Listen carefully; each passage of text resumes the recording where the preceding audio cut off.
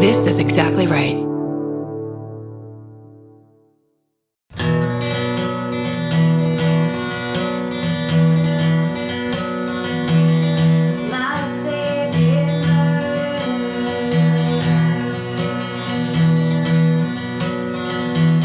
Hi. Hello, and welcome To My Favorite Murder Hometown Minisode Edition.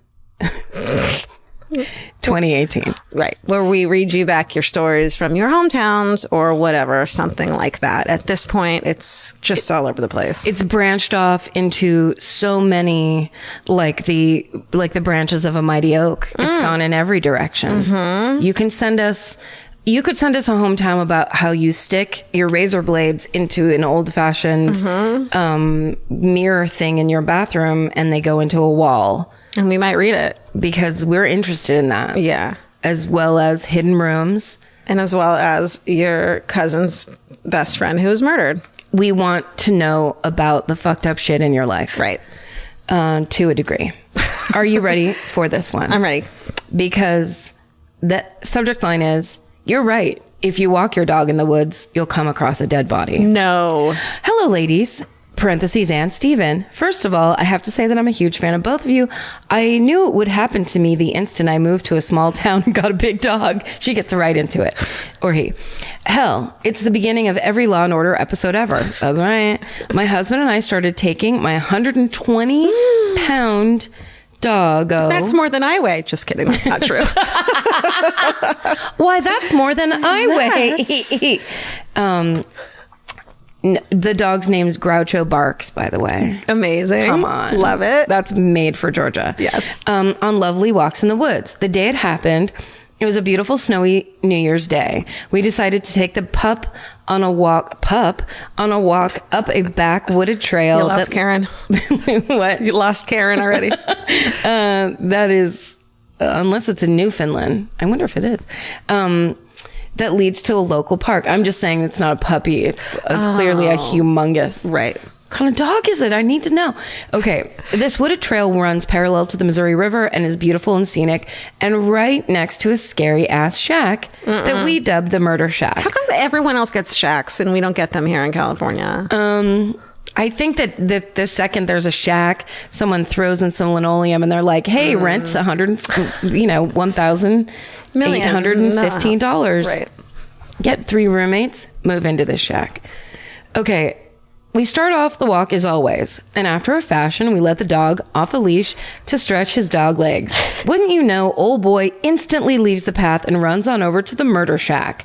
Being a couple of fools, we decide to follow him and embark on our own little Scooby-Doo adventure. I round the corner to find my dog rooting around the remnants of a campfire. Instantly, the idea hits me that we might actually come upon a hungover homeless person who would be pretty pissed of us tramping through his stuff. I grab the dog leash, get him back up and the hell out of there when I see it. No. About 6 feet from me was a body of a man, face down in the freshly fallen snow, arms by his side, feet twisted around some roots. I calmly asked my husband, who was looking into the window of the shack behind me, if he has his phone on him, and could he please call the cops because that's a fucking body. Oh, It should be noted that at some point in my panic, I actually called out to the body in a shaky voice, hello, sir, hello. I'm not exactly sure what I had meant to accomplish. I guess in my mind, I really wanted to make sure he was dead and not just sleeping in the snow. I don't know. I'd never come across a dead body before and wasn't exactly sure what to do. I figured I'd try the polite route. He didn't answer. We make our way back down the trail. I called the non-emergency police line. A sweet lady answered the phone and made me repeat myself a few times. A body? Yes, ma'am, a body. Did you say a body? Oh my God. Before she asked me my information, we only had to wait a few minutes before a slightly out of shape cop showed up and was visibly annoyed at having to walk through the woods in the snow. He sighed loudly as he asked, well, how far is it? After the affair, he took down our information on, I shit you not, the back of a Mediacom envelope. Small towns. That must be like DirecTV or something. Yeah. We never actually heard what happened to him because it was never in the local paper. About a month later, a dude in a bar with a police scanner had heard the whole ordeal. What? I love it. Grassroots. Apparently, the poor man was a known drug user, was in and out of rehab, in and out of jail, and that's it. They have since plowed down the murder shack. Stay sexy, don't get murdered, keep your dog on a leash, and if you walk the dog in the woods, you will find a body. Thanks for the fantastic podcast, Jamie. Oh my God, that's so scary. Even if he tripped and fell and died in the snow, it's horrifying. Yeah.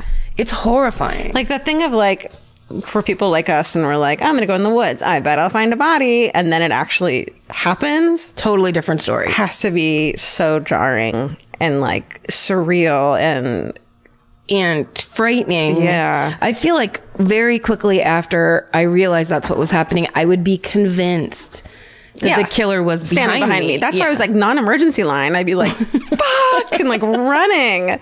Massive emergency line. Still there. Yeah. I know. Holy shit. I know. Okay, well, this one, I just want to read this really quick. You got to hear this. Okay, so this is from a woman who wrote to us. She's saying, of course not, she's leaving out any identifying details, redacting names and specific locations, and making certain she's not saying anything that isn't at least partially available as a public record regarding the decedent. This is a great start. Okay. And her background is a Chicagoland homicide investigator. Oh, hell yes. You ready for this? I am. Ladies, here we go. 7 years ago in the Chicagoland area, an adult female was found deceased underneath a fire escape in a private alley several miles from her home, covered loosely by a tarp anchored down at the corners with unspecified weighted objects. The deceased had no clothing from the waist down, no identification or personal effects on her person or at the scene, showed evidence of recent sexual assault compounded with evidence of chronic sexual abuse. And multiple gunshot wounds to the head, torso, hands, and feet. Jesus Christ. The reporting party denied any disruption at this of the scene, advising she had become aware of the deceased from approximately 15 feet away as wind lifted the edge of the tarp, and then called 911. Fingerprints and DNA samples were volunteered and obtained from the Okay. So that person's in the clear? Yeah. Okay. So then she goes on to say, now to be less clinical, the woman I described was this bomb-ass chick and a close friend of mine for many years prior to the murder. She was soft-spoken and straight-edge, which is probably how she ended up involved with a man who had no qualms about taking advantage of her at every goddamn pass. He would rack up her credit cards, totaled her car twice, and the like. Worst of all, though, with a disclaimer that this isn't proven, I'm certain that he beat and abused her. She would never admit it was true, but all the warning signs were there, especially to someone trying to see them. When I got the news that she had been found murdered, I hadn't seen her in almost 6 months, and everything in me knew he had finally done it. Fast forward a few years, I had transferred to the homicide unit in the city where she had both lived and died. I was young and female with something to prove, which usually meant crazy late nights, slamming Red Bulls at my desk. When my caseload was light, I'd sometimes take a little time to sift through old open files with fresh eyes. I could only resist pulling her jacket for so long, so one night I pulled it out and immediately found myself poring over every detail, reading and rereading each statement, and letting every hideous photo sear itself into my memory, confident that I could break through the pain and the horror. I might just be able to see something that would make the difference. By all accounts, it was bang up police works with no stone left unturned that I could see. The investigators clearly honed in quickly on the boyfriend, but no physical evidence was uncovered that tied him to it. Fast forward again now, I'm working in my office late into the evening. Your shows are playing to fill the silence, and I'm re-listening to episode number 58 specifically. Given my line of work, I have a fair share of ghosts that have taken up residence in my head, and sometimes my mind drifts back to my old cases when I'm not expecting it. It started by listening to Karen's Erickson twin story, bringing up the memory of two women I used to run on all the time as a street paramedic who undoubtedly had some of that folie à deux weirdness going on. And my memory gates accidentally clicked open. At the end of that straight up banana stories, there's a long exchange between you ladies that I'm calling phase 2 of this process. This is cool. Yeah. Okay. We're in it. Okay. Long and short of it, Georgia asks, where is she now? I'm scared. And Karen references how the detective's theories didn't line up, then offers up that she thinks she should have done more back-end research, but that she got caught up in the most fascinating parts because the mind just can't comprehend the craziness of the whole story. That resonated with me and started me down the line of thinking about this murder again. I've kept tabs on the boyfriend for years, but still no new answers. Have they gotten so caught up in this case that I'm missing the details? I need to nail this bitch to the wall. It's all too convoluted at this point. Okay.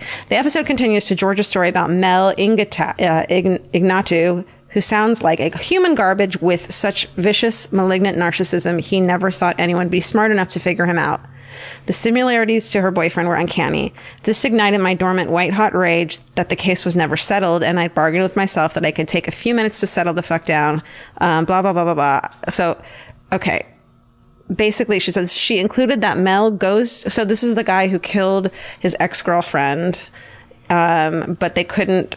But, okay, she includes that Mel goes on to sell the house after he was acquitted, hires a carpet layer to replace the flooring, only to find a floor vent with a plastic bag filled with jewelry and undeveloped film tape inside in the fucking ventilation system. So that was when he got acquitted of killing his girlfriend. After that happened, they found her jewelry and photos of her being murdered inside the house in the ventilation system. Oh, right. Remember that one? Yes. Okay. It was like the next owner did? Yeah. Yeah. Okay. I had read the search reports from her house and his house probably 500 times, and they were incredibly thorough. Floors were torn up, thermal imaging cameras inside the walls and ceiling, search hounds, even cracked sections of the driveway were evacuated to ensure that there weren't disturbed and resealed, squeaky clean. The furnace and water heaters were searched, but I didn't remember reading that the ducts were searched throughout the house. I was absolutely bristling. The boyfriend lived there until he was incarcerated for credit card fraud and identity theft, and the bank foreclosed on his house. The new people gave consent to search the house, acknowledging that they planned a demolition of the structure. He got approval from the powers that be, scheduled technicians to be there the next morning, and made copies of the schematics.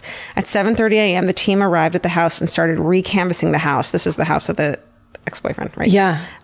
With radio silence for hours on end. I was deflated and started to feel embarrassed that I had wasted everyone's time on a hunch after the first 2 hours, which only got worse. I reached the point of mentally drafting my apology letters and resignation when they called for the field supervisor after 5.5 hours. Sure enough, they found a metal box attached to the ventilation system at an unspecified location in the house. It was photographed, processed, and when examined, had contents that had never been recovered that directly tied the suspect to the homicide. The investigation was revitalized, and I can't say any further how this is playing out and going to continue to unfold within the legal system, but I can't offer my personal opinion. That's a big fucking win. Thank you so much, ladies. This one goes out to you guys. Karen, your storytelling is essentially verbal portraiture, and your insightful, relatable commentary on the mind's inability to see the forest through the trees when it's overwhelmed offered a newfound clarity that laid the rock-solid foundation this case needed for its closure. Georgia, your research and the specific details you chose to include, coupled with your capacity to pull person connection into your narrative of the lives of strangers, bridge the gap between these two unrelated cases. As a professional, I'm so appreciative for your help.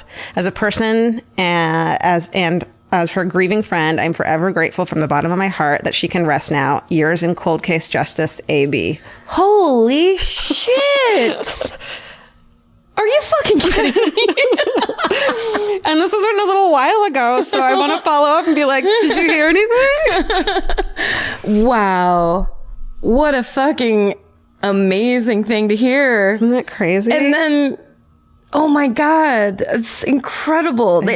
What a great story. I know. There was something there. I know. And there was all this shit that I was like, I can take that out. But then it had to somehow. That was amazing. Yeah. No, I wanted to hear every detail of that story. Good. Okay. Oh my God, that's so great. Yeah. That was, I mean, oh my God. AB, thank you so much for writing that. If you could give us a follow-up, only if it's good news. Yeah, when you're legally allowed to. Right. But still, God, that's so satisfying. I know, right? Incredible. Yeah. So essentially what you're saying is me not entirely researching the story of the Erickson twins, where Adrian, my friend, was like, yeah, did you see that interview that they did? When I was like, wait, what? And she was like, oh, I immediately looked up. Oh my God. There's videos of them, or at least one of them, I think, on YouTube. She was telling me about it. Plenty. I like to leave the door open so that you can then get involved in researching my story. It's a choose your own adventure. Exactly right. With America's #1 meal kit, HelloFresh, you'll get easy, seasonal recipes and pre-measured ingredients delivered right to your door. All you have to do is cook and enjoy. HelloFresh makes cooking delicious meals at home a reality.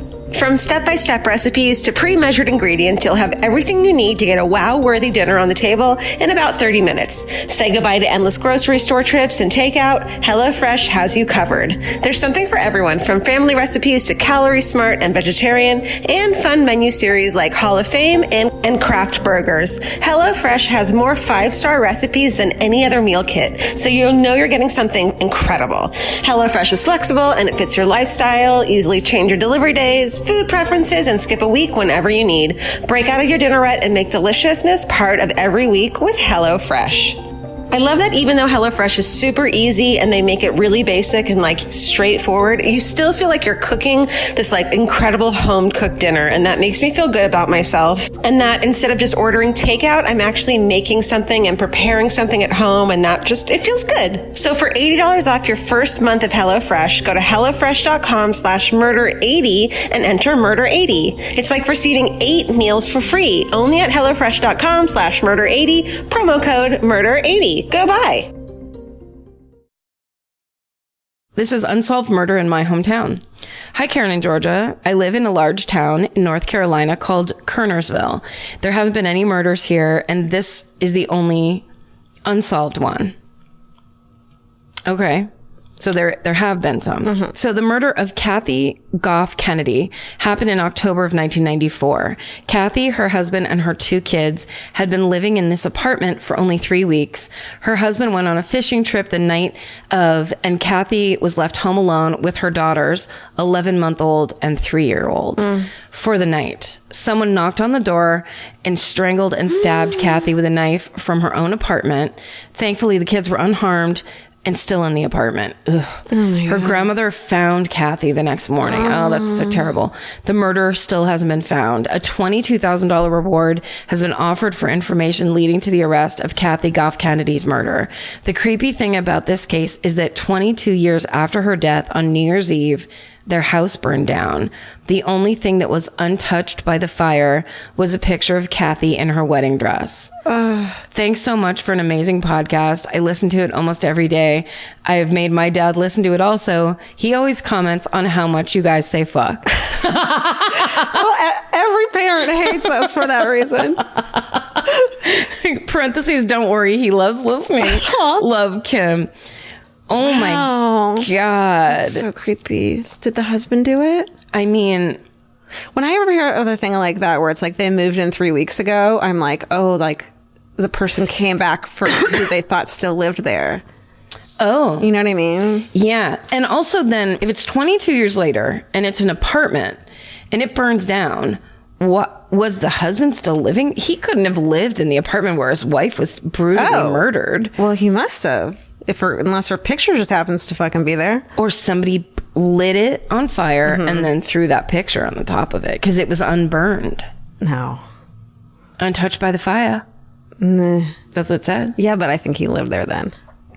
Well, really? I would never. Yeah, that makes me think it's mistaken identity when it's like that close to when they moved in. You know what I mean? Yeah. But then again, they knew that the husband wasn't there.